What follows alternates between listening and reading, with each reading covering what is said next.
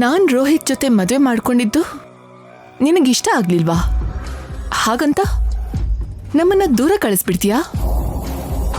ಆಸ್ತಿಯಲ್ಲಿ ಬರ್ಬೇಕಾಗಿರೋ ಪಾಲನ್ ಕೇಳಿದ್ರೆ ಕೊಡಲ್ವಾ? ನೀನು ಪ್ರೀತಿ ಮಾಡಿದ್ದು ನಮ್ಮ ರೋಹಿತ್ನ, ಇಲ್ಲ ಅವನ ಹತ್ರ ಇರೋ ಆಸ್ತಿನ? ಈ ಆನಂದ ಭೈರವಿ ಬದುಕಿರೋವರೆಗೂ ನಮ್ಮನ್ನ ಯಾರಿಂದ ಯಾವತ್ತೂ ದೂರ ಮಾಡೋದಕ್ಕಾಗಲ್ಲ. ನಿನ್ ಮಗನ್ ಮೇಲೆ ತುಂಬಾ ನಂಬಿಕೆ ಇಟ್ಕೊಂಡಿದ್ದೆ ಅಲ್ವಾ? ಆದ್ರೆ ರೋಹಿತ್ ವಿಷಯದಲ್ಲಿ ನಡೆದಿದ್ದೆ ನಿನ್ ಮಗ ದರ್ಶನ್ ವಿಷಯದಲ್ಲೂ ನಡೆಯತ್ತೆ. ನೋಡ್ತಾ ಇರು. ನೀನು ಬೇರೆ ಸಂಬಂಧನ ಫಿಕ್ಸ್ ಮಾಡಿ ದರ್ಶನ್ಗೆ ಮದ್ವೆ ಮಾಡ್ಬೇಕು ಅಂತ ಅನ್ಕೊಂಡಿದ್ಯಾ? ಸಮೀರಾ ದರ್ಶನ್ನ ಬಿಡಲ್ಲ, ನಿನ್ನ ನಾನ್ ಸುಮ್ನೆ ಬಿಡಲ್ಲ. ಯಾವ ಮನೆತನದ ಮರ್ಯಾದೆ ತೆಗ್ದೆ ಅಂತ ನನಗೆ ಹೇಳಿದ್ಯೋ, ಯಾವ ಮನೆತನಕ್ಕೆ ನಾನ್ ಸರಿ ಹೋಗೋದಿಲ್ಲ ಅಂತ ಹೇಳಿದ್ಯೋ, ಅದನ್ನೇ ನಾನು ಸಮೀರಾನ ಅಸ್ತ್ರ ಆಗಿಟ್ಕೊಂಡು ನಿನ್ ಮನೆತನದ ಸುತ್ತ ಕಟ್ಕೊಂಡಿರೋ ಆ ಭದ್ರ ಕೋಟೆನ ನಾನ್ ಒಡ್ದು ಹಾಕ್ತೀನಿ. ಸಮೀರಾಗೂ ದರ್ಶನ್ಗೂ ಮದ್ವೆ ಮಾಡಿಸ್ತೀನಿ. ಪ್ರೀತಿ ಮುಂದೆ ನಿನ್ ಅಧಿಕಾರ ಎಲ್ಲ, ಯಜಮಾನಿಕೆ ಎಲ್ಲ ತಲೆ ಬಾಗಿಸ್ಲೇಬೇಕು ಅನ್ನೋದನ್ನ ನಿರೂಪಿಸ್ತೀನಿ. ಎಲ್ಲರ ಎದುರಿಗೆ ನೀನು ತಲೆ ತಗ್ಸೋ ಹಾಗೆ ಮಾಡ್ತೀನಿ.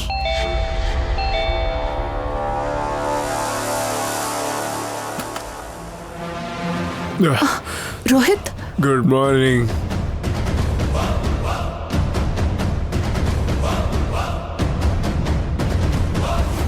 ರೋಹಿತ್, ನೀನ್ ಕುಡ್ಕೊಂಡ್ ಬಂದಿದ್ಯಾ? ಎಸ್, ನಿನ್ನಂತ ಹೆಂಡ್ತಿದ್ರೆ ಯಾವನಾದ್ರೂ ಕುಡಿದೇ ಇರ್ತಾನ? ಪ್ರತಿದಿನ ಕುಡಿತಾನೆ. ನಾನೇನ್ ಮಾಡ್ದೆ? ಯಪ್ಪ, ನೀನೇನು ಮಾಡಿಲ್ಲ. ದೊಡ್ಡ ಪತಿವ್ರತೆ ನೀನು. ಅಲ್ಲ, ನನ್ನ ಕುಟುಂಬ ನಿಂಗೇನೇ ದ್ರೋಹ ಮಾಡಿತ್ತು? ನನ್ನ ಚಿಕ್ಕಮ್ಮ ನಿಂಗೇನು ಅನ್ಯಾಯ ಮಾಡಿದ್ರು? ಅಷ್ಟಕ್ಕೂ ಅವ್ರ ಮೇಲೆ ನಿಂಗೆ ಯಾಕೆ ಅಷ್ಟೊಂದು ದ್ವೇಷ? ಹೇಳು. No answer? ಐ ನೋ ನಿನ್ನ ಹತ್ರ ಆನ್ಸರ್ ಇಲ್ಲ ಅಂತ ನನಗೆ ಗೊತ್ತು. ನಿನ್ನ ಪ್ರೀತಿಸಿ ಮದುವೆ ಆಗಿ ನಿನಗೋಸ್ಕರ ಮನೆ ಬಿಟ್ಟು ಮನೆಯವ್ರನ್ನೆಲ್ಲ ಬಿಟ್ಬಿಟ್ಟು ಬಂದ್ಬಿಟ್ಟೆ. ಸ್ವಲ್ಪ ದಿನ ಆದ್ಮೇಲಾದ್ರೂ ನಿನ್ನ ಅರ್ಥ ಮಾಡ್ಕೊಳಕ್ಕಾಗತ್ತೆ. ನೀನು ಸ್ವಲ್ಪ ಬದಲಾಗ್ತೀಯ, ನಮ್ಮ ಕುಟುಂಬ ಎಲ್ಲ ಒಂದಾಗುತ್ತೆ ಅಂತ ಎಷ್ಟೋ ಆಸೆಗಳಿಟ್ಕೊಂಡಿದ್ದೆ. ನಾನು ಮಾಡಿರೋ ತಪ್ಪಿಗೆ ನಮ್ಮ ಚಿಕ್ಕಮ್ಮನ ಕಾಲು ಹಿಡ್ಕೊಂಡು ಅಳ್ಬೇಕು ಅಂತ, ಅಮ್ಮನ ಮಡ್ಲಲ್ಲಿ ಹಾಯಾಗಿ ನಿದ್ದೆ ಮಾಡಬೇಕು ಅಂತ ಏನೇನೋ ಅನ್ಕೊಂಡಿದ್ದೆ. ನನ್ನ ಆಸೆಗಳನ್ನೆಲ್ಲ, ನಾನು ಅನ್ಕೊಂಡಿದ್ದನ್ನೆಲ್ಲ ಹಾಳು ಮಾಡಿ ಅವ್ರಿಗೆ ಹತ್ರ ಆಗೋ ಎಲ್ಲ ದಾರಿನೂ ಮುಚ್ಚಾಕ್ಬಿಟ್ಟೆ. ನನಗೆ ಮೋಸ ಮಾಡ್ಬಿಟ್ಟೆ. Don't touch. ನನಗೆ ಅರ್ಥ ಆಗೋಯ್ತು ಕಣೆ, ನೀನಿರೋವರೆಗೂ ನನ್ನ ಆಸೆ ಯಾವುದು ನೆರವೇರಲ್ಲ. ಇಷ್ಟೇ ನನ್ನ ಜೀವನ ಇನ್ಮೇಲೆ. ರೋಹಿತ್, ನೀನ್ ನನ್ನ ಅನಾವಶ್ಯಕವಾಗಿ ಅಪಾರ್ಥ ಮಾಡ್ಕೋತಾ ಇದ್ಯಾ? ನೀನ್ ಇದೇ ತರ ಕುಡಿತಾ ಇದ್ರೆ? ಹಾ, ನೀನ್ ಹಿಂಗ್ ಕುಡಿತಾ ಇದ್ರೆ ಹೆಂಗೆ ರೋಹಿತ್? ನಿನ್ನ ನಂಬ್ಕೊಂಬಂದಿರೋ ನನ್ನ ಪರಿಸ್ಥಿತಿ ಏನು? ನಿನಗೇನಾದ್ರೂ ಆದ್ರೆ ನನ್ ಗತಿ ಏನು? ಈ ತರ ಸುಳ್ಳುಗಳನ್ನ ಹೇಳ್ಬೇಡ ಕಣೆ. ಸುಳ್ಳು ಹೇಳಕ್ ಹೋಗ್ಬೇಡ. ಸುಳ್ಳು ಹೇಳಕ್ ಹೋಗ್ಬೇಡ್ವೆ. ನನಗೆಲ್ಲ ಗೊತ್ತು ಕಣೆ, ನನಗೆಲ್ಲ ಗೊತ್ತು.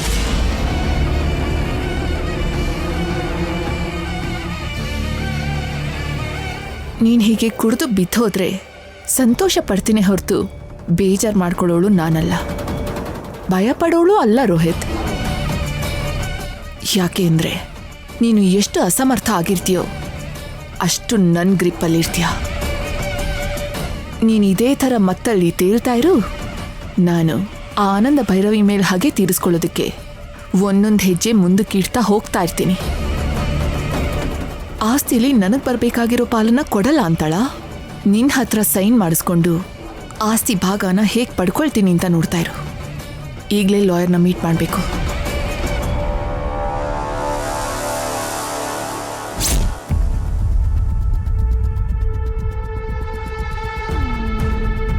ನೀನೇ ನನ್ನನ್ನೆಲ್ಲ ಕರ್ಕೊಂಡು ಬಂದಿರೋದು. ಹೌದಾ?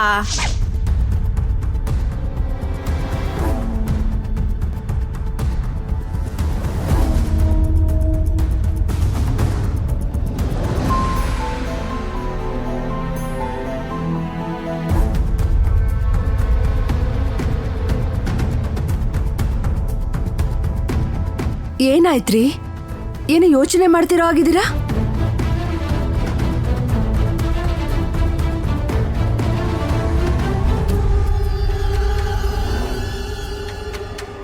ಯಾವ್ದ್ರ ಬಗ್ಗೆನೋ ಟೆನ್ಷನ್ ಮಾಡ್ಕೊಂಡಿರೋ ತರ ಇದೆ.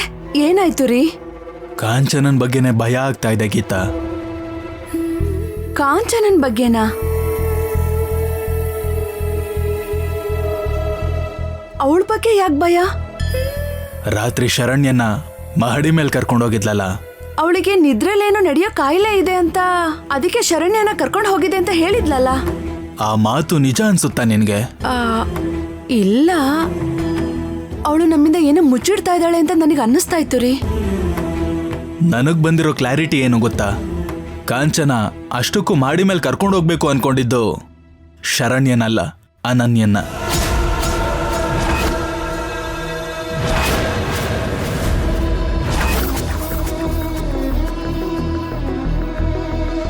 ಅದನ್ನ ಯೋಚನೆ ಮಾಡಿದ್ರೇನೆ ಭಯ ಆಗತ್ತೆ. ಈಗ್ಲೂ ನೀವ್ ಯಾಕೆ ಭಯ ಪಡ್ತಿದ್ದೀರಾ ಅಂತ ನನಗೆ ಅರ್ಥ ಆಗ್ತಿಲ್ಲ ರೀ. ಇಲ್ಲಿಗೆ ಬಂದಾಗ್ಲಿಂದ ಕಾಂಚನ ನಮ್ ಜೊತೆ ಏನಂತ ಜಗಳ ಆಡ್ತಿರೋದು? ನನ್ನ ಮಗಳನ್ನ ಬಿಟ್ಟು ನಿನ್ನ ಮಗಳಿಗೆ ಸಂಬಂಧ ಹುಡುಕಿದ್ಯಾ ಅಂತ ತಾನೆ?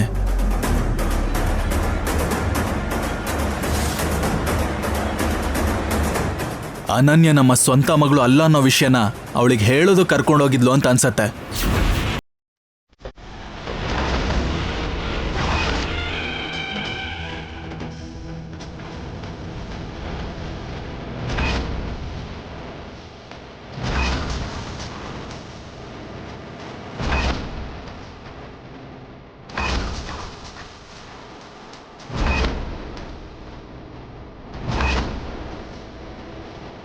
ಆ ವಿಷಯ ನನಗೆ ಹೇಳಿದ್ಲು ಅಂದ್ರೆ ಕಾಂಚನಾಗೆ ಸರಿಯಾಗಿ ಬುದ್ಧಿ ಕಲಿಸ್ತೀನಿ. ಏನಕ್ಕೆ? ಅನನ್ಯ ನಿಜವಾಗ್ಲೂ ನಾವ್ ಹೆತ್ ಮಗಳು ಅಲ್ಲ ಅಲ್ವಾ?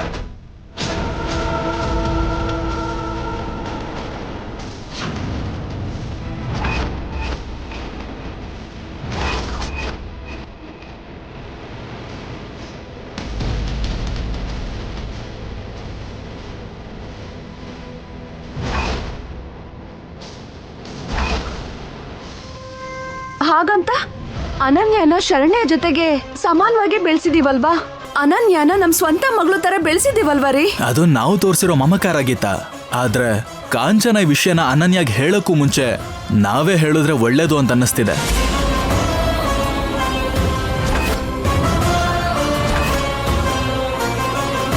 ಬೇಡ ರೀ. ಅದಲ್ಲ ಗೀತಾ, ನಾವ್ ಹೇಳ್ದೇನೆ ಕಾಂಚನನಿಂದ ಈ ವಿಷಯ ಗೊತ್ತಾಯ್ತು ಅಂದ್ರೆ ಕಾಂಚನ ಈ ವಿಷಯದ ಬಗ್ಗೆ ಮಾತಾಡ್ದಿರೋ ತರ ನಾನ್ ನೋಡ್ಕೋತೀನ್ರಿ.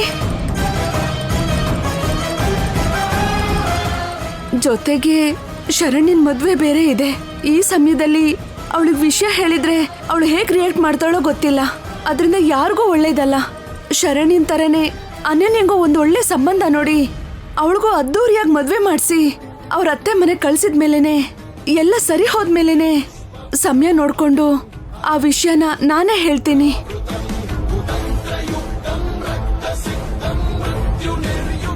ಅಲ್ಲಿವರೆಗೂ ಈ ವಿಷಯ ಯಾವುದೇ ಪರಿಸ್ಥಿತಿಲೂ ಅನನ್ಯ ಗೊತ್ತಾಗ್ಬಾರ್ದು. ಅರ್ಥ ಆಯ್ತಾ ರೀ?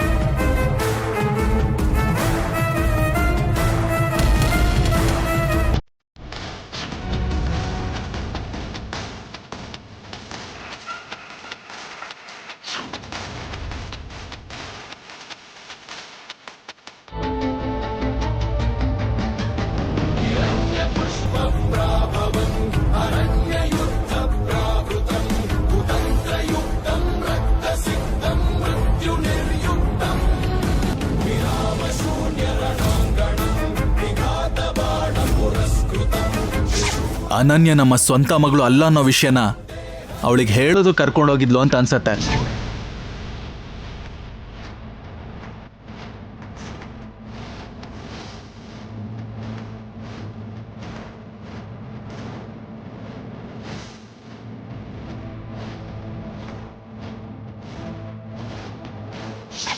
ಅನನ್ಯ ನಿಜವಾಗ್ಲೂ ನಾವ್ ಹೆತ್ ಮಗಳು ಅಲ್ಲ ಅಲ್ವಾ?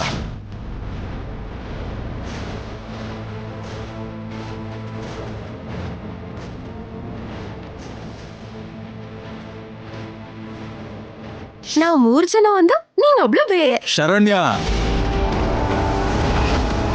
ಯಾಕಷ್ಟು ಸಡನ್ ಆಗಿ ಅಷ್ಟೊಂದು ಸೀರಿಯಸ್ ಆಗ್ಬಿಟ್ರಿ? ನಾವೆಲ್ರೂ ಒಂದೇ ಅಷ್ಟೇ.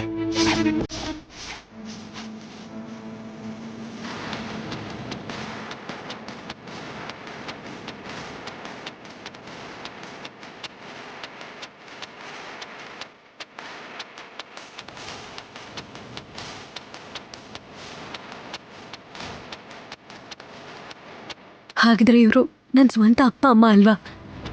ಸಾಕಿರೋ ಅಪ್ಪ ಅಮ್ಮನ. ಹಾಗಿದ್ರೆ ನಾನು ಯಾರ ಮಗಳು? ನಮ್ಮ ಅಪ್ಪ ಅಮ್ಮ ಯಾರು?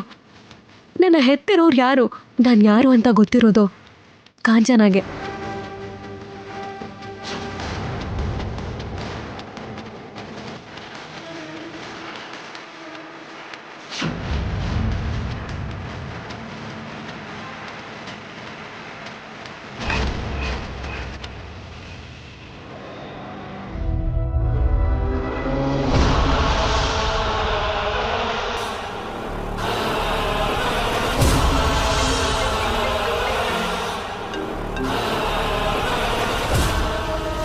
ಹೇಳಿ ನೀಲಕಂಠ ಅವರೇ. ಲಾಯರ್ನ ಮೀಟ್ ಮಾಡಿದೆ ಅಮ್ಮ. ಏನ್ ಹೇಳಿದ್ರಮ್ಮ? ನೀನ್ ಕೇಳ್ಕೊಂಡಾಗೆ ಆ ಆನಂದ ಆಸ್ತಿಲಿ ಪಾಲ್ ಸಿಗುತ್ತೆ ಅಂತ ಹೇಳಿದ್ರ? ಚಾನ್ಸ್ ಇದೆಯಂತ? ಚಾನ್ಸ್ ಇದೆ ನೀಲಕಂಠ ಅವರೇ, ಆದ್ರೆ ಆಸ್ತಿನಲ್ಲಿ ಭಾಗ ಸಿಗ್ಬೇಕು ಅಂದ್ರೆ ಆ ಆನಂದ ಭೈರವಿ ಸೈನ್ ಬೇಕೇ ಬೇಕು ಅಂತ ಇದ್ದಾರೆ. ಸರಿ ಹೋಯ್ತು. ಹಾಗಾದ್ರೆ ನಿನಗೀಗ ಆಸ್ತಿ ಮೇಲಿರೋ ಆಸೆನ ಬಿಟ್ಬಿಡ್ಬೇಕನ್ಸತ್ತಮ್ಮ. ನಾನ್ ಖಂಡಿತ ಬಿಡಲ್ಲ ನೀಲಕಂಠ ಅವರೇ. ಚಿಕ್ಕ ಮಕ್ಳಿಗೆ ಚಾಕ್ಲೇಟ್ ಕೊಟ್ಟು ಒಂದು ಮುದ್ದು ಕೊಡು ಅಂತ ಹೇಳಿದ್ರೆ ಕೊಟ್ಬಿಡುತ್ತೆ. ನೀನ್ ಪೇಪರ್ ಕೊಟ್ಟು ಆಸ್ತಿಲ್ ನನಗ್ ಪಾಲ್ ಬೇಕು, ಸೈನ್ ಹಾಕು ಅಂತ ಹೇಳ್ಬಿಟ್ರೆ ಆನಂದ ಹಾಕ್ತಾಳ? ದ್ವೇಷದಿಂದ ಸಾಧಿಸಕ್ಕಾಗದೇ ಇರೋ ಕೆಲ್ಸನ ಪ್ರೀತಿಯಿಂದ ಸಾಧಿಸಬಹುದು ಅಂತಾರೆ. ಪ್ರೀತಿಯಿಂದನೂ ಸಾಧಿಸಕ್ಕಾಗದೇ ಇರೋಂಥದ್ನ ಬೇರೆ ದಾರಿಯಲ್ಲಿ ಸಾಧಿಸ್ಬೋದು ನೀಲಕಂಠ ಅವರೇ. ಅದ್ರ ಹೆಸರೇ ಮೋಸ. ಮೋಸ ಮಾಡೋದ್ರಲ್ಲಿ ನಿಂದು ಎತ್ತಿದ ಕೈಯಮ್ಮ. ಆದ್ರೆ ಮೋಸ ಹೋಗೋದಿಕ್ಕೆ ಆ ಆನಂದ ಏನು ಅನ್ಎಜುಕೇಟೆಡ್ ಅಲ್ಲ. 7 ಸಮುದ್ರದ ಒಳಗಡೆ ಇರೋ ಚಿಪ್ಪೊಳಗಿರೋ ಪ್ರಾಣಿನೂ ಕೂಡ ತನ್ನ ಮನ್ಸಲ್ಲಿ ಏನು ಅನ್ಕೊಳ್ಳುತ್ತೆ ಅಂತ ಇಲ್ಲಿ ಕೂತ್ಕೊಂಡೇ ತಿಳ್ಕೊಂಡ್ಬಿಡ್ತಾಳ ಅವಳು. ಅದು ಆನಂದ ಅಂದ್ರೆ. ಅಷ್ಟು ಬುದ್ಧಿವಂತಿಕೆ ಇದ್ರೂ ಕೂಡ ಒಂದೊಂದ್ಸಲ ತಪ್ಪು ಹೆಜ್ಜೆ ಇಟ್ಟೇ ಇರ್ತಾರೆ ನೀಲ್ಕಂಠ ಅವರೇ. ಹೇಳ್ತಾ ಇದ್ದೀನಲ್ವಾ, ನನಗೆ ಈ ಆಸ್ತಿ ಬೇಕು. ಅದಕ್ಕೋಸ್ಕರ ಏನ್ ಬೇಕಾದ್ರೂ ಮಾಡ್ತೀನಿ, ಯಾವ ಮಟ್ಟಕ್ಕೆ ಬೇಕಾದ್ರೂ ಇಳಿತೀನಿ. ಆ ಆನಂದ ಭೈರವಿ ಹತ್ರ ಸೈನ್ ಮಾಡಿಸ್ಕೊಂಡೇ ಮಾಡಿಸ್ಕೋತೀನಿ. ಆಲ್ ದಿ ಬೆಸ್ಟ್ ಅಮ್ಮ. ನನ್ನ ಆಶೀರ್ವಾದ ಯಾವತ್ತಿಗೂ ನಿನ್ ಮೇಲಿರುತ್ತೆ.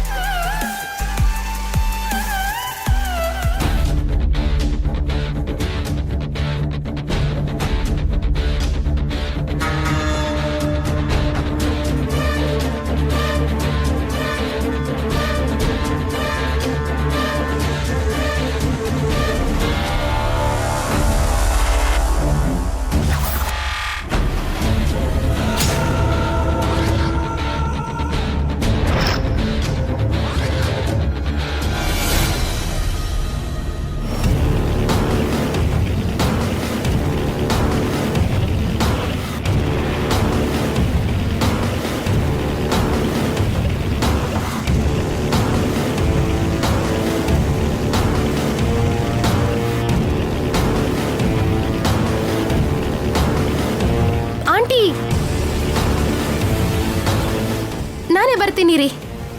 ಬೇಡ ಬೇಡ, ನಾನೇ ಬರ್ತೀನಿ, ಇರು. ನೀವಲ್ಲೇ ರೀ, ನಾನೇ ಬರ್ತೀನಿ.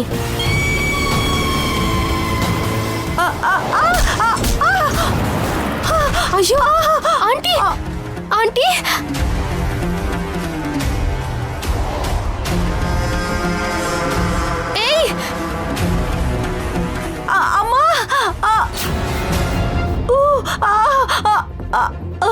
ಅಮ್ಮ ಆಂಟಿ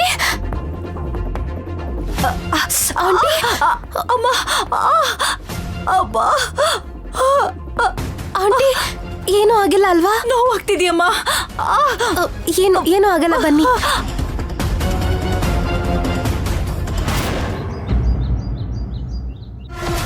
ಹುಷಾರು. ಅಬ್ಬಾ. ಅಯ್ಯೋ, ನಿಧಾನ ಆಂಟಿ.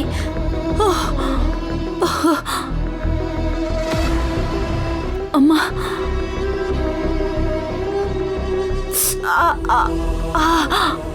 ಅಮ್ಮ.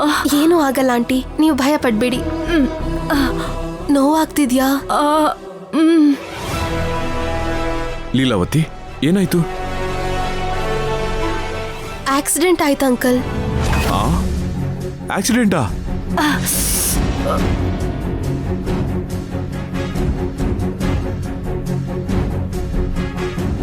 ಲೀಲಾವತಿಗೆ ಆಕ್ಸಿಡೆಂಟ್ ಆಯ್ತಂತೆ. ದೊಡ್ಡಮ್ಮ, ಏನಾಯ್ತಕ್ಕ? ಶರಣ್ಯ, ಏನಾಯ್ತು? ರೋಡ್ ಕ್ರಾಸ್ ಮಾಡ್ತಿರ್ಬೇಕಾದ್ರೆ ಕಾರ್ ಬಂದ್ ಗುದ್ಬಿಡ್ತಾಂಟಿ.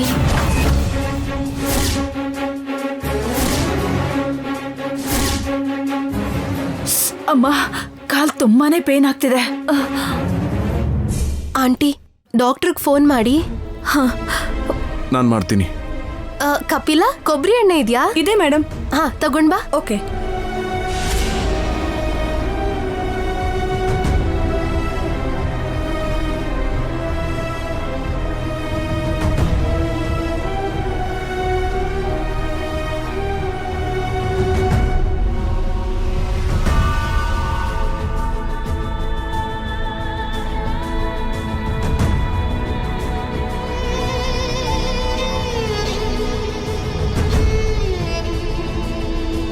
ಅಮ್ಮ, ಏನೂ ಆಗಲ್ಲ ಆಂಟಿ. ನರಕ್ ಸ್ವಲ್ಪ ಏಟಾಗಿರ್ಬೇಕು, ಸ್ವಲ್ಪ ತಡ್ಕೊಳ್ಳಿ.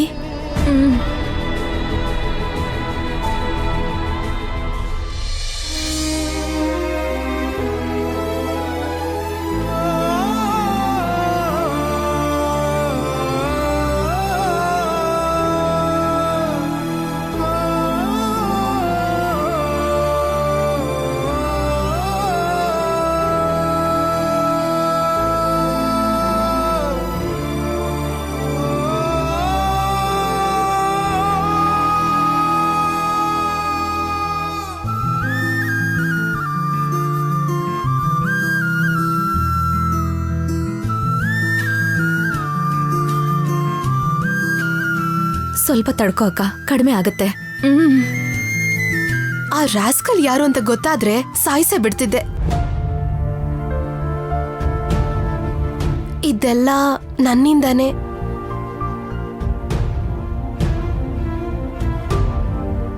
ಅನಾವಶ್ಯಕವಾಗಿ ನೀವು ನನ್ಗೋಸ್ಕರ ರೋಡ್ ಕ್ರಾಸ್ ಮಾಡಿ ಬಂದಿದ್ದಕ್ಕೇನೆ ಇಷ್ಟೆಲ್ಲ ಆಗಿದ್ದು. ಅಯ್ಯೋ, ಅಂಥದ್ದೇನಿಲ್ಲಮ್ಮ.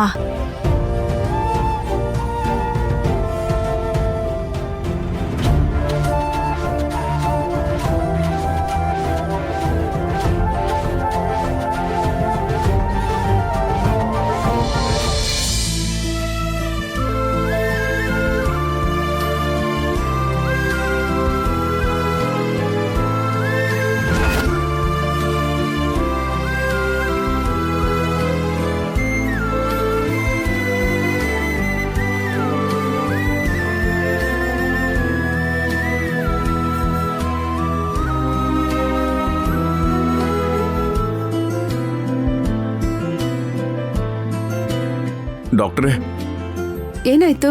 ಕಾರ್ ಗುದ್ಬಿಡ್ತಂತೆ.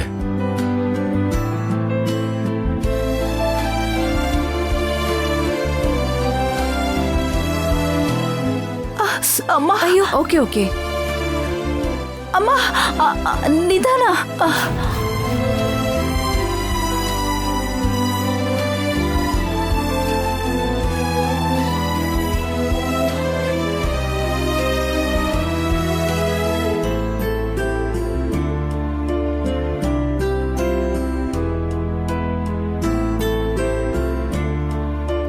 ಅಯ್ಯೋ ಇಂಜೆಕ್ಷನ್ ನನಗ್ ಬೇಡ, ನನಗ್ ಭಯ ಆಗುತ್ತೆ. ಏನಾಗಲ್ಲ ಲೀಲಾವತಿ. ಇಂಜೆಕ್ಷನ್ ಬೇಡ. ಅಕ್ಕ ಏನು ಆಗಲ್ಲ. ಬೇಡ ಬೇಡ ಆಂಟಿ ಏನು ಆಗಲ್ಲ. ಅಬ್ಬಾ ಲೀಲಾವತಿ ಕಿರಿಸ್ಬೇಡ. ಏನು ಆಗಲ್ಲ ಅಂತ ಹೇಳ್ತಿದ್ದೀನಲ್ವಾ ಲೀಲಾವತಿ. ಇಂಜೆಕ್ಷನ್ ಬೇಡ. ಏನು ಆಗಲ್ಲ ಆಂಟಿ. ಆಂಟಿ ಏನು ಆಗಲ್ಲ.